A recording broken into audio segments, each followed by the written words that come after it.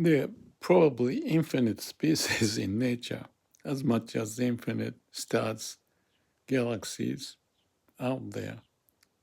And within human, each of us are unique, just like a species of nature. Yet we may communicate each other and evolve.